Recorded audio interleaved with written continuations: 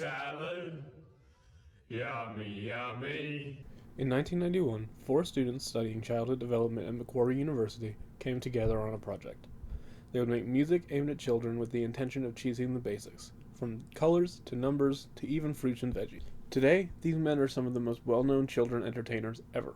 They are Anthony Field, Murray Cook, Greg Page, and Jeff Fett. Hello, everybody. We're the Wiggles. I'm Greg. I'm Murray. I'm Anthony. And this is our friend Jeff. The Wiggles. In 1998, to add some variety to the show, the Wiggles introduced these fucking things. Fruit salad. Yummy, yummy. The Wiggles puppets are awful creatures that were probably pulled from Jeff's nightmares. In 2001, another creature from hell was pulled from the depths. Me. I was a massive fan of the Wiggles as a kid. I had the toys, the VHS tapes, I even went to a concert with the original 4. The puppets, however, horrified me, to the point that my mom used them to help me get out of diapers. In most situations, this would be the end to the creepy aspects of a children's show. But then, on August 8th, 2014, the world was introduced to Frederick Fazbear for the very first time. A simple sit-and-survive concept now was innovative when the game released, as most major horror games at the time were based more on Slender. Five Nights at Freddy's took the world by storm when Scott released it. It took off pretty heavily at first, but the floodgates really opened on August 12th when a video with just a couple of views came out. Hello everybody, my name is Markiplier and welcome to Five Nights at Freddy's. Warning: scariest game in years, Five Nights at Freddy's by Markiplier. As big as the first game got, nothing could prepare the internet for the flood that FNAF 2 would cause. Fan games flooded GameJolt. Some good, some not so good. And many kid-friendly properties started getting adapted. From Disney to the true Charles Entertainment cheese to Egg. But on June 28th, 2021, a game was released on GameJolt. Phobia: The Awakening. As I'm sure you guessed, Phobia is a FNAF-style game using the Wiggles, with the designs largely resembling the product of Jeff's nightmares. At the time of writing this intro, I admittedly do not know a lot about Phobia outside of the connection to the Wiggles. I've seen videos on it in the past, but that's all. I'm only writing this section of the video because I'm afraid to start playing the game for footage. Okay, let's get into it. This is Phobia: The Awakening. As we jump into night 1, we're given the same rush of information as we are in most FNAF games. As most of these games do, we open with a phone call. We learn that we play as Mark, and that we're speaking to Matthew. We're working in a Wiggles warehouse as a security guard, filled with various props, posters, and, of course, numerous animatronics. These animatronics originate from Wiggles Pizza World. We're told that these are the only animatronics that still work, and while it may seem like a good thing, they aren't working correctly. They were being fitted to walk around before the restaurant shut down, but that was scrapped before the restaurant even opened. Despite this, they have been seen wandering the warehouse at night, performing aggressive actions. Matthew tells us about a few more basic mechanics for this game, those being the cameras, which work like most FNAF cameras, the mask, which is under our desk and should, keyword should, cause any wandering animatronics to leave the office, and the lights, which will show us what's in our halls. There's one more mechanic, which I will get into in just a moment. Matthew ends by assuring us that the animatronics are simply glitching, and they're working daily to fix it. He tells us to stay safe, and after informing us that our clock is behind us, we are officially on our... As I'm sure you noticed from the footage, there's a red, white, and green elephant in the room.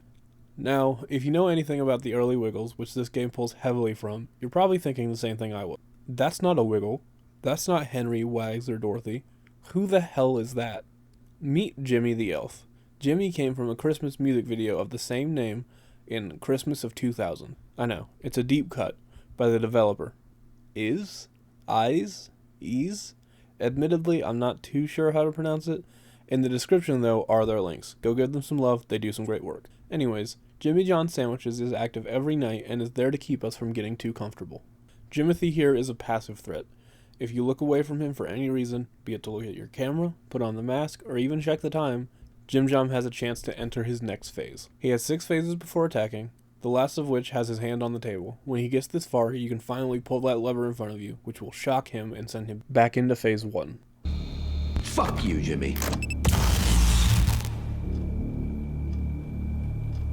While zapping Jimbo Bimbo here as often as possible seems like a good idea, you'll want to space them out, as zapping him too many times will end the exact same way, with a jump scare.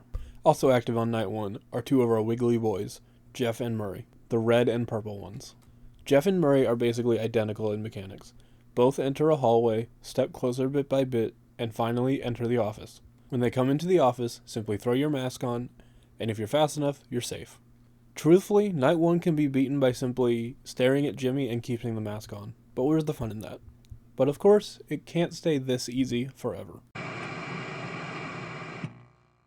Night 2 opens with another call from Matthew. He immediately opens by telling us that the animatronic Captain Feathersword has been acting up. He tells us that we absolutely must keep an eye on him as he cannot move when someone is watching him. We'll talk about him more in just a second. He tells us more about another mechanic, that being the lights in the hallway being so bright that they might stun any animatronic in them. He also warns that it might not be the best move, as it might be better to send them away faster. He ends the call by telling us to keep an eye on both Feathersword and Jimmy, and have a good night. Feathersword is the only animatronic activated on this night. Murray, Jimmy, and Jeff are just more aggressive. Now we can talk about the good captain. Captain Feathersword is the only animatronic that gave me real trouble on the first 5 nights. His mechanic is very basic. It's hide and seek. Keep him on that camera by watching him, balancing staring at him with the other 3, and if you lose him on his camera, find him. Fast. If you don't, it's game over. If you do though, he'll go back to his corner. As I said, it's a very simple game of hide and seek, but as you start juggling the concepts, it becomes tougher and tougher to remember them all, making for a very tense night. But as you get these 3 mechanics down, Night 2 is a breeze. Everything really comes together with... Just like every night, Matthew calls. This time, he warns us that the animatronics are doing something they really, really should not be able to. They're entering the vents. According to Matthew, they could never, ever crawl. It should not be possible. He lets us know that there are 3 vents, but only one can be shut at a time. He says not even to risk the mask because it likely won't work. He ends this call by saying that one of the original mechanics that made the animatronics is going to come look at them, and tells us that we're doing a good job, and tells us to be safe. Greg and Anthony are our vent animatronics. Anthony coming from the top and the left, and Greg coming from the right. They're deceptively simple. All you have to do is block the vent, as Matthew said. However, them slipping through is not an instant game over, but it may as well be. They stand around for what seems to be 10 to 20 seconds in your office before killing you. As was mentioned in the phone call, the mask does not work on them. But if they happen to slip through at 5:55, you haven't necessarily lost. A lot of the challenge comes from both of them being in the vents, risking one to ward off the other. The next 2 nights are simple in terms of mechanics. All 6 threats just get more aggressive. So for this next 2 sections, I'm just going to talk about the phone calls. And then we'll jump into the beast that is Night 6. Night 4's phone call has Matthew sounding panicked and telling us something vague happened during the day leading up to your shift. He tells us to be very, very careful with the animatronics, not even to go near them if we can help it. And he lets us know that while the restaurant is still planning on reopening, these animatronics are too dangerous and will be scrapped at the end of the week. The company wanted to retrofit the animatronics and put them into the new restaurant, but now it's totally out of the question. He says not to make eye contact with them and to finish our shift. He says the company will help us find a new job after tonight for safety reasons. Night 5 opens with Mark rightfully getting called insane for returning to the building. I'm going to play my favorite clip of the call and then move on from this night. What the hell, Mark? We told you not to go there tonight, and we've been informed by someone that you did? There's no way we are going to go in there to get you out. Do you even understand how dangerous it is in there? What is wrong with you? When we beat Night 5, we see a cutscene. Mark wakes up in a chair with Greg approaching him and stuffing him into a Wiggles head. This directly leads into Night 6, though it's in a way that you may not expect.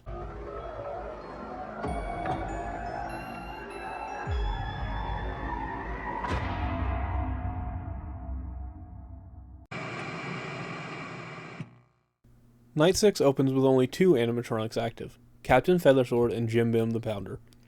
Both are far more aggressive than previous nights. The fine captain is even in a new, ready-to-attack position. The first hour or so goes pretty easy with just these 2, until you hear a new noise. A new threat, Mark. That's right, our player character from the rest of the game is now a main threat. Mark works similarly to Jeff and Murray. He comes from the halls, and he's stopped by the mask. The main difference is that he can come from either side, and he only has one phase inside of the halls. He also stays a bit longer than either Jeff or Murray, leaving a larger opening for Captain Feathersword and our other new threat, The figure takes the place of Anthony and Greg, though like Mark's change, the figure can go through any vent, and he only has one phase inside of each vent. If he gets into your office, he'll linger like the combined green bitches, and it's game over. I want to talk about Jimmy one last time before we move on to the secrets and the lore of this game. Fuck you, Jimmy. So, I'm actually going to talk about something I've neglected to mention up to this point because I was wholly unaware of them. They're so hidden, in fact, that the tab on the menu doesn't even appear until you found one. The tapes. There are 6 tapes, one hidden in each night, and each containing some lore details. These aren't very long, but let's go through them. As far as I can tell, all 6 nights have randomized tapes except for nights 2 and 6. I'll go ahead and mention where I found each tape before we move on. On night 1, I found it on cam 4 on top of the left shelf below the Murray head. On night 2, after checking the cams, the tape will be in your top drawer. On night 3, I found it on cam 10 below the shelves. On night 4, it was also on cam 10 under the camera UI in a box. On night 5, it was in a box on cam 5. On night 6, after all 5 other tapes have been collected, the final tape, labeled Jimmy's Birthday, will be sitting on the desk. Assuming you've beaten night 6, the next time you load into a night, you'll get a nice surprise. A golden statue of Greg now sits on your desk, an award for 100% completion. The first tape has Murray being tested, Pizza Sim style. They test 3 performance presets, with the last one failing. They then attempt to turn him off and turn him back on again, which catches the red-haired dickhead in the middle of lunging at the camera. The second tape is someone from Cook Robotics, a reference from the real-life Murray Cook, who I do not think is a red-haired dickhead. Anyways, the rep from Cook Robotics is talking about how the facial recognition system got activated, and mentions that the team knows how dangerous the animatronics are when that's on, and also that they cannot turn it off. He says that whoever turned it on needs to step up, then admits that it is possible it turned itself on. My personal conspiracy is that it was the figure that turned it on.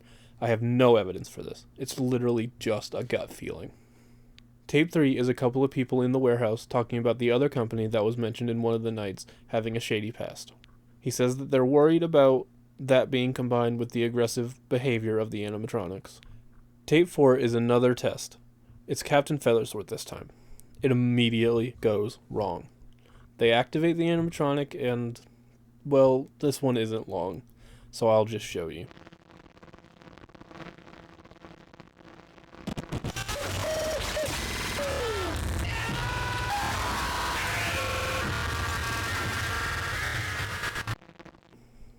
Tape 5 is boring, and barely worth mentioning in my opinion. Text appears on screen, warning all employees not to go near any animatronics, not to tell anyone about the danger, or to go to the warehouse. They tell them that they plan to dismantle the animatronics later that night. This is likely the warning that Mark received before he was understandably berated by Matthew on night 5. Rip Mark, you were stupid for going back after night 3. Tape 6 is his own beast. Like I said, this one is not numbered, but is rather labeled Timmy's Birthday. After some garbled noise, we see a shot of the figure, and then a shot of 3 children, presumably one of which is Timmy. They seem to be celebrating a birthday at Wiggles Pizza House. We then see the same shot of the figure before seeing those 3 children bloody and dying. We see the figure's face close up, and that's the end of the tapes. Phobia the Awakening is a fantastic game that only has a few things I would change. But I cannot criticize all of them because the developer actually has another game, Showman's The Awakening. I believe that may fix these issues. My opinion of Showman's has always been that it is the same game, but updated without the Wiggles theming. This is based solely on hearsay and brief glimpses from videos, as I have not played it. But I may loop back to it sometimes in the near future. But before that, I have an SCP video coming up very soon, hopefully next Friday, and after that, we'll be back to FNAF style games. If you've watched this far, I deeply appreciate it. All I ask is that you like the video and hit that subscribe button. This was an incredible joy to make, and I cannot wait to explore more FNAF style games as this series continues. But, with all of that said, I have been Max, or Batface, and I wish you the best. Take care. You gotta beat my dick, Shadow!